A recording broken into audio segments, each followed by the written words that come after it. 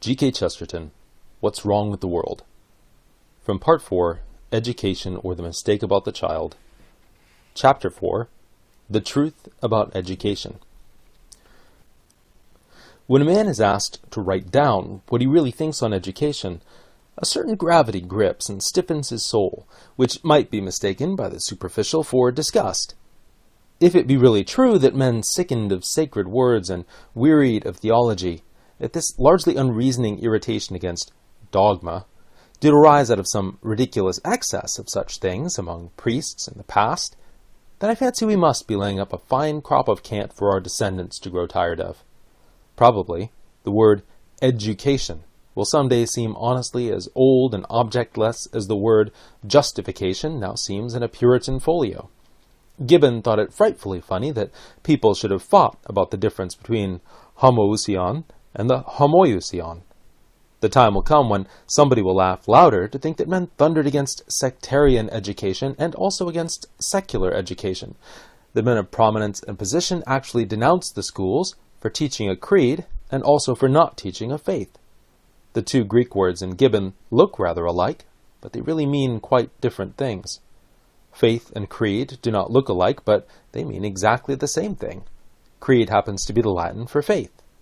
Now, having read numberless newspaper articles on education, and even written a good many of them, and having heard deafening and indeterminate discussion going on all around me almost ever since I was born about whether religion was part of education, about whether hygiene was an essential of education, about whether militarism was inconsistent with true education, I naturally pondered much on this recurring substantive, and I am ashamed to say that it was comparatively late in life that I saw the main fact about it. Of course, the main fact about education is that there is no such thing. It does not exist, as theology or soldiering exist. Theology is a word like geology. Soldiering is a word like soldering. These sciences may be healthy or no as hobbies, but they deal with stone and kettles, with definite things. But education is not a word like geology or kettles. Education is a word like transmission or inheritance. It is not an object, but a method.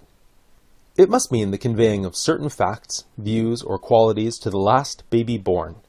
They might be the most trivial facts, or the most preposterous views, or the most offensive qualities, but if they are handed on from one generation to another, they are education. Education is not a thing like theology. It is not an inferior or superior thing. It is not a thing in the same category of terms. Theology and education are to each other like a love letter to the General Post Office. Mr. Fagin was quite as educational as Dr. Strong, in practice probably more educational. It is giving something, perhaps poison. Education is tradition, and tradition, as its name implies, can be treason. The first truth is frankly banal, but it is so perpetually ignored in our political prosing that it must be made plain. A little boy in a little house, son of a little tradesman, is taught to eat his breakfast, to take his medicine, to love his country, to say his prayers, and to wear his Sunday clothes. Obviously, Fagin, if he found such a boy, would teach him to drink gin, to lie, to betray his country, to blaspheme, and to wear false whiskers. But so also Mr. Salt, the vegetarian, would abolish the boy's breakfast.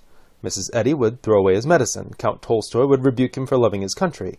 Mr. Blatchford would stop his prayers, and Mr. Edward Carpenter would theoretically denounce Sunday clothes and perhaps all clothes. I do not defend any of these advanced views, not even Fagin's, but I do ask what, between the lot of them, has become of the abstract entity called education. It is not, as commonly supposed, that the tradesman teaches education plus Christianity, Mr. Salt education plus vegetarianism, Fagin education plus crime.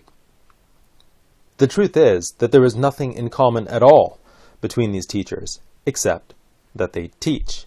In short, the only thing they share is the one thing they profess to dislike, the general idea of authority. It is quaint that people talk of separating dogma from education. Dogma is actually the only thing that cannot be separated from education.